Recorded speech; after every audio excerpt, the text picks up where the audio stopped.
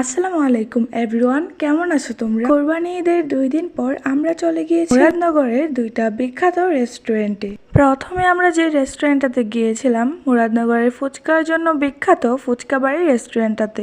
আমার ভাইয়া মূলত নিয়ে গিয়েছিল সেখানের বিখ্যাত দই ফুচকাটা খাওয়ানোর জন্য।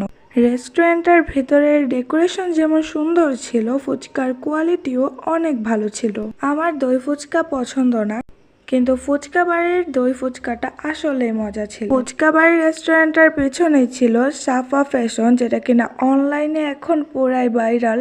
ফুচকা বাড়ির রেস্টুরেন্টটাতে ফুচকা বাদেও আরো অনেক কিছুই ছিল, কিন্তু যেহেতু এটা দই ফুচকার জন্য ভাইরাল, তো এখান থেকে আমরা দই ফুচকা আর আমের জুস অর্ডার করেছি। ফুচকা বাড়ির রেস্টুরেন্টের পিছনেই ছিল লাইভ পিৎজা রেস্টুরেন্ট। তো তোমাদেরকে রেস্টুরেন্ট দুইটার লোকেশন বলে দিচ্ছি। এটা ছিল মুরাদনগরের আল্লাহর 99টি নাম চত্বরের নবাবী রেস্টুরেন্টের 2য় তলাতে। লাইভ পিৎজা রেস্টুরেন্টের বারান্দা থেকে আল্লাহর 99টি নামের চত্বরটা খুব ভালোভাবে দেখা যাচ্ছিল। লাইভ পিৎজা রেস্টুরেন্টের ডেকোরেশনও ভালোই ছিল। ভেতরের ডেকোরেশনটাও ভালো ছিল এবং লাইটিং এরও অনেক ভালো ব্যবস্থা ছিল। এখানের পিকগুলো অনেক সুন্দর উঠেছিল।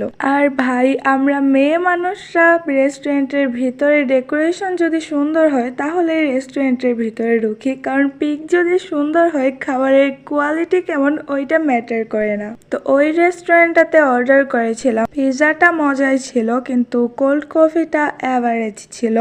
আপনারা চাইলে চলে আসতে পারেন মুরাদনগরের এই দুইটা রেস্টুরেন্টে। লোকেশন তো বলেই দিলাম। তো আজকের মতো এতটুকুই। ভালো থাকবেন, সুস্থ থাকবেন, আর এরকম ব্লগ পেতে আমার চ্যানেলটাকে সাবস্ক্রাইব করে রাখবেন। আজকের মতো এতটুকুই। আল্লাহ হাফেজ।